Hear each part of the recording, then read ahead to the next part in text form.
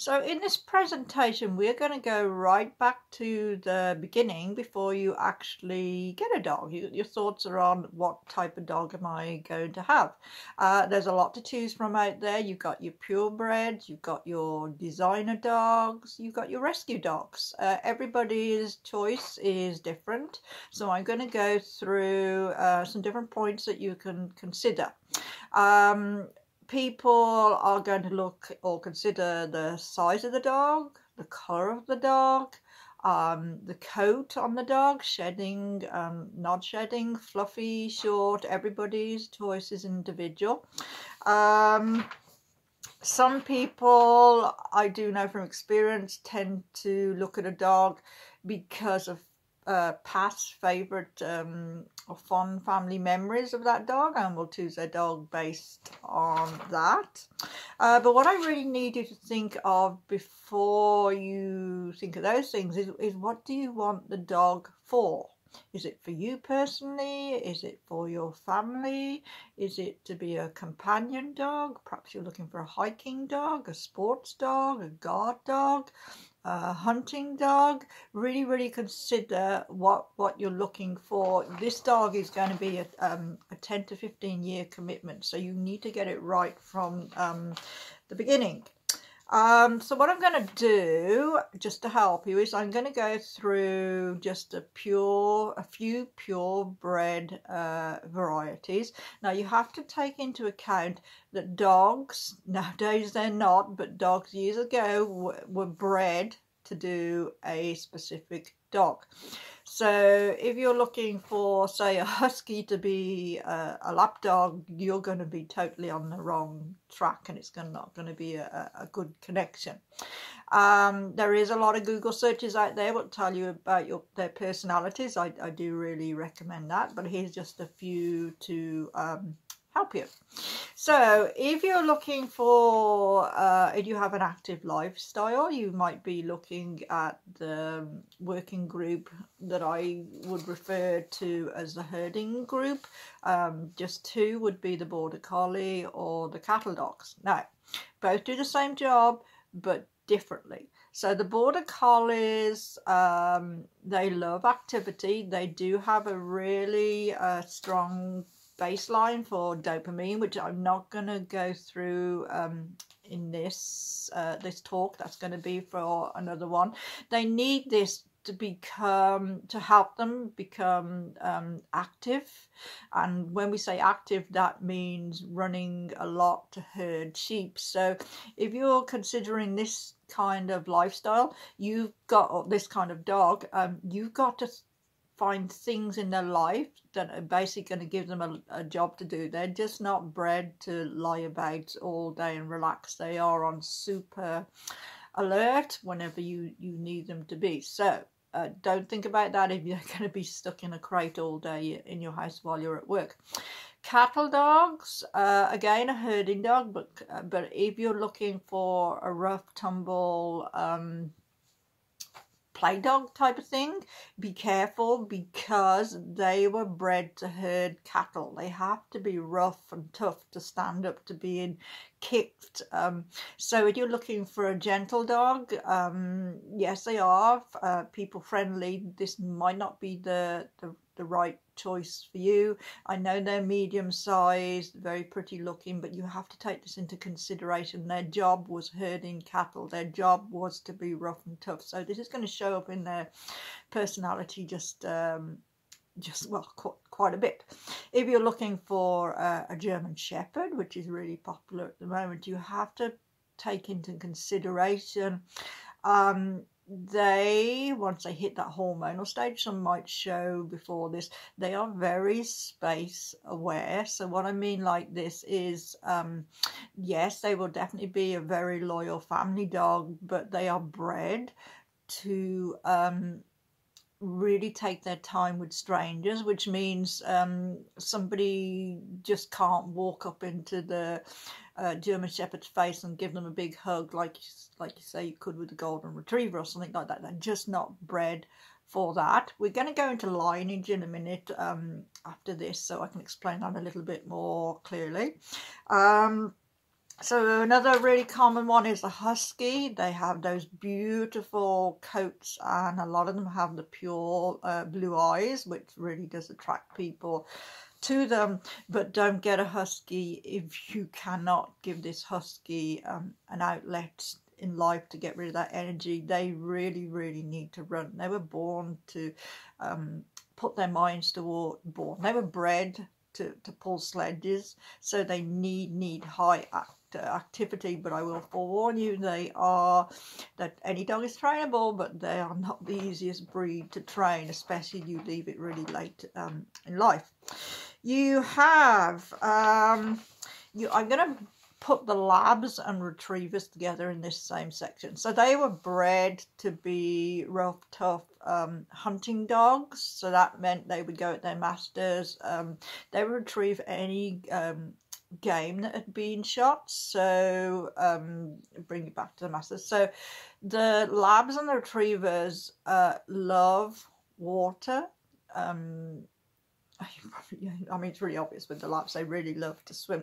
But a lot of people get them because they are, again, bred to be super family-friendly dogs. They definitely are, but what they're not ready for is the strength of these dogs. These dogs were bred to go all day through really rough terrain. So a lot of people have problems with the pulling with the labs. And I especially see it with the retrievers. They do mature really, really late. There's nothing nasty in their personality, but they do take a lot longer to mature than the average dog. So a lot of people don't take that into account, and I see a lot of those come through class. We have the Jack Russells. So somebody might be thinking, I want a small dog, but small doesn't mean to say that they're going to be easy to handle and lay about. Jack Russells and a lot of the dogs associated with that were bred to catch vermin. So this means they have to have really quick reflexes. They can kill rats, mice, anything like that, just pick them up in the mouth, shake them, they're dead. That's what they were bred for. So if you're looking for a small lap dog, definitely not your choice. And you're looking for a high energy fun dog that loves to have a job to do, definitely I would go for that group. The Great Pyrenees. So although it's a working dog, generally, or said that wrong, generally very laid back, but very, very protective. They were bred to, along with a lot of group, the group along those lines, to guard sheep. They were bred to take their job really seriously. So the problems I found with that is a lot of Great Pyrenees will get attached to their family members and will basically regard them as members of the flock, and they will take their guarding job just a little bit too seriously. Then we have the scent dogs. People love the cute appearance of the beagles. The problem with that is the beagles were bred when they get super excited to start howling and barking to alert people that they'd found the prey that they'd been chasing. So a lot of people have problems with the howling and the barking with the beagles. Again, they were bred to do a job, so being quiet in an owner's home just wasn't one of those things. Once they get to that excitement stage, the howling and the barking will start. A lot of scent dogs out there, so the beagle isn't the only one, but this again, because they're so cute, is really common.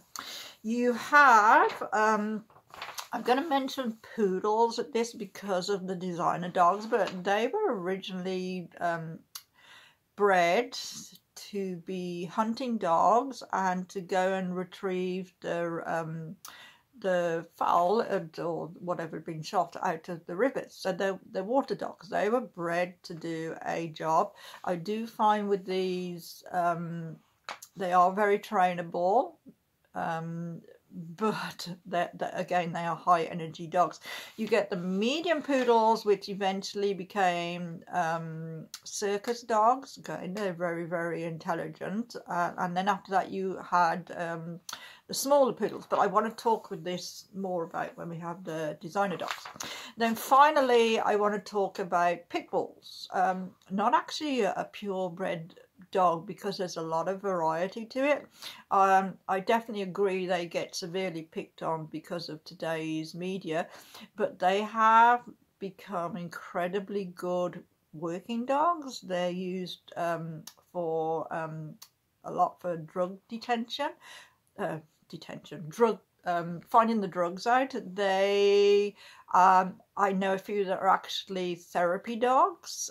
This is because they're not bred to be nasty. They're actually bred to be really people-friendly dogs. But like I say, the media has just totally taken it over and turned it around.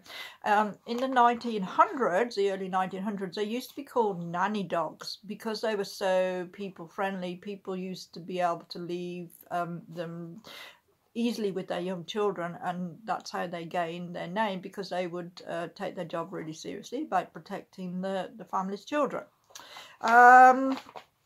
Like I say, there's a lot in this group, so that just gives you like a really quick outline, but I really do suggest that before you consider any kind of purebred dog, take your time to really research the breed and what they were supposed to do, and it's going to give you an outline of what their personality is about. Then I want to talk about lineage. So what we mean by that is you may go and buy a purebred dog. Now, if this dog was bred, we'll say shepherds, along really strong working lines, this can be like a big mistake if you're not an expert in dog training, dog handling.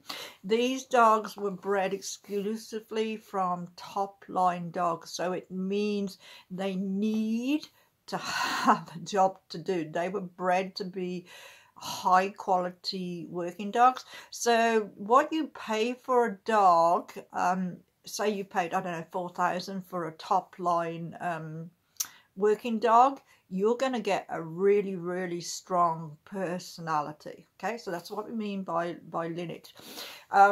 You might get a shepherd that has been bred from family pet lines. So this means that their personality is they're still going to have the same baselines, they're still shepherds, but their personality is going to be a lot calmer than you would from a working dog line.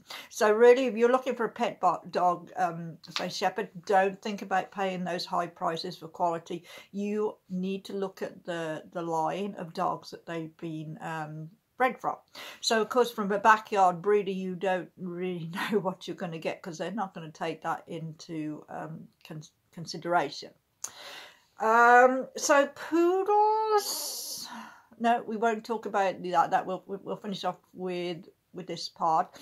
So yeah, so really be aware when you're buying dogs. Prices years ago used to reflect the lineage of the dogs. Nowadays it's completely changed, and it's just basically how much can we get for this particular dog, and if you're not aware of it, you can easily fall into that trap. Now I'm going to talk quickly about the designer dogs. With this, obviously, two dogs. We'll go with golden doodles because at one time they were really popular, but nowadays it's just anything with anything and give it some strange name. But take this, I'd say you're looking for two mixed dogs. So, say a golden doodle and a retriever, a really common one. I get really confused trying to remember the dog's name now, because when you say golden doodle to me, I'm looking for a golden coloured dog, but their coats now, because they've been bred are changing, and a golden doodle could be a black dog or a brown dog. It really does vary. But when you breed two dogs together, you're going to get a variation in their personalities. Each dog, you could have a litter of 8 or 9, might have different coats, different shaped bodies. This is because the genetics will lean strongly towards one breed or another. So it might be that a golden doodle might have a tight curly poodle coat, or it might have a strong wavy retriever coat. I've seen so many variations through the years. It's unbelievable. I generally find that the more that their appearance leans to, so we'll say we have the doodle, the golden doodle that's turned out more like a retriever with a more wavy coat, is going to have more of that retriever personality. I think these dogs took off because you had two breeds that were really, really people friendly. But what people didn't take into account, they didn't know, is the retriever and the poodle again do mature really late. So I have a lot coming through the classes that are like 10, 11 months old, are just basically like bouncing at the end of their leash. They are high energy. They do take longer to mature. Once they mature, it's really, really great, but they really are a handful at the beginning stages, and a lot more than what people expected them to be.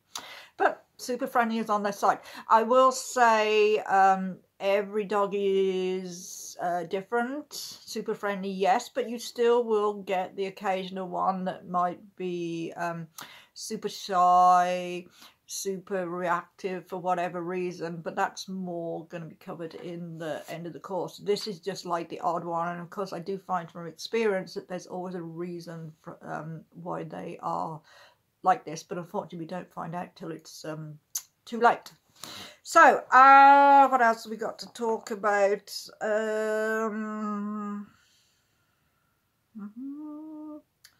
Yeah, okay, so we'll go through a couple, talking about more of the designer breeds. So when I said everyone will look different in the litter, I just want to tell you something of my own experience. I'm going to go with border collies mixed with retrievers. I don't know what they're called now, but I just want to give you a quick example. I know 4 of these dogs. I love both the breeds, so I was really, really interested to see what they're like when they come into class. I've seen a border collie retriever mix, well, a lot of them. One looked like a very skinny golden retriever. So the coat looked like a golden retriever, but with the border collie body. I've seen, we had 2 black ones come through that I would never have guessed there was any border collies for the life of me. They looked like, they just looked like black retrievers. And I've seen a border collie retriever mix that had the border collie body with just brown and yellow legs, beigey coloured legs. Again, I would never have guessed it was a border collie, but until the personality came out, and then it was so similar to one of my dogs, I was like, yep, definitely the border collie one in that. Years ago, rescue dogs, we never know what's going to be in their personalities, but basically if the dog was black and white, it was a collie mix. If the dog had a wide head, it would be a pit bull mix. You wouldn't know until they were grown at what size they were going to be. It was just a pure guess. And a lot of people will do DNA tests now, and it'll come back nothing like they imagined it was going to be. So basically, I hope that helps you think a little bit more when you're getting to the stage of considering getting yourself a dog. But like I say, it's going to be a 10 to 15 year commitment. So you really, really need to think and not buy on impulse because they look fluffy. Puppies are beautiful little dogs. We know the ones with the pushed in faces, unfortunately, because they've been bred like that, and the big brown eyes just are so, well, all puppies are adorable. But I will tell you, for those of you thinking of getting a puppy, those first 12 months are hard work, okay? a lot of people come through classes and I'll say how many first time owners. Half the people will put their hands up, and then I'll say how many people had dogs before, and now they're at that stage where they're going, what did I do? Okay, the reason for this being that old dog, when it got to 12, 13 years old, was super calm, relaxed, lying around, and now all of a sudden they brought this new puppy into the house, and they'd completely forgotten what they went through in that first 12 months. They are totally worth it, but they are hard work. So I'm going to caution anybody here who thinks that they want to get a puppy so it will grow up with the new baby that's arriving. That would be a total disaster. Puppies are hard work, babies are hard work, and you're just going to end up so frustrated. You cannot concentrate on two things at the same time. I mean, if you've got a family behind you to help you, but generally I'd say it really isn't a good thing to consider. So yeah, I think those are the last two tips I gave at the end. There's going to be a lot more videos following this one to take you through the course, but lots for you to think about in this one.